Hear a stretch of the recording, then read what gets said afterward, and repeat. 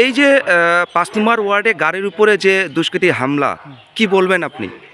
কী বলবো, এখানে তো কিছু বলার নেই। গাড়িটা কালকে আমার বন্ধু রেখেছিল সামনে এসডিপি অফিস। এই অফিসের সামনে যে এরকম একটা দুষ্কৃতী হামলা হবে, এটা মানে ভাবাই যাচ্ছে না। যাই হোক, আমরা প্রশাসনের কাছে আশা রাখছি এটা সঠিক কোনো সিদ্ধান্ত বের হবে। আমরা ইমিডিয়েটলি এখন যাচ্ছি এটা নিয়ে। কি মনে হচ্ছে কারা করেছে এরকম কিছু? না, সেটা সঠিক তো কিছু মনে করতে পারছি না এখন। কে বা করেছে, রাত্রিবেলার ঘটনা। আপনার নাম? পঙ্কজ রায়, বাড়ি? 6 নম্বর ওয়ার্ড নির্মাণ।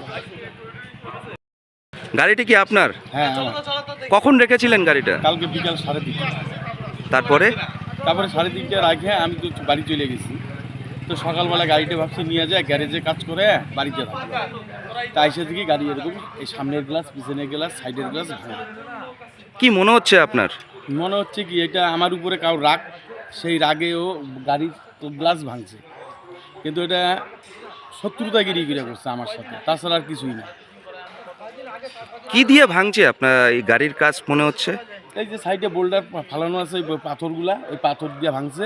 ওই সামনের গ্লাসে পাথরও এখন ওই ওয়েলফেয়ারে বাজে আছে। সামনেই তো এসডিপিও অফিস, কি বলবেন? এসডিপিও অফিস সামনে, এখন এসডিপিও অফিসের সামনে রাইখা যদি আমরা সিকিউর না পাই, তাহলে তো এরপরে এসডিপিও অফিসের সামনেও লুটপাট হবে, কেউ কিচ্ছু করতে পারবে না, প্রশাসনই কিছু করতে পারবে না। তাহলে আপনার নাম? প্রসেনজিৎ দত্ত, বাড়ি? বাড়ি 6 নম্বর ওয়ার্ড, এই বিবেকানন্দ পাড়া। আপনার নামে গাড়ি? হ্যাঁ, কি হয়েছে গাড়ির উপরে? এতদিন তো গাড়ি স্পাইসিনাইজেই ছিল। কালকে 3:30টার সময় গাড়িটা এখানে এনে রেখেছে। রাখার পরে এখন রাত্রি 12টার পরে মানে এই ঘটনাটা হয়েছে। পাথর ছুঁড়ে মেরে ইচ্ছা মতন গ্লাস সব ভেঙে দিয়েছে। পিছনের গ্লাস, সাইডের গ্লাস, সামনের গ্লাস সব ভেঙে চুরে চুরমার করে দিয়েছে। কেন এই ঘটনা? কেন করছে, কে করছে সেটা তো জানি না। আর আমাদের সাথে তো শত্রুতা আছে কিছু লোকের। এখন কে করছে সেটা তো বলতে পারছি না। সামনেই তো এসডিপি অফিস। হ্যাঁ, সামনে তো এসডিওপি অফিস। আমি চাই যে এরকম জানি আরও কারো গাড়ি যেন কোনো দিন এরকম কোনো কিছু না হয়, যে সর্বনাশ আমার হয়েছে, এটার বিচার চাই।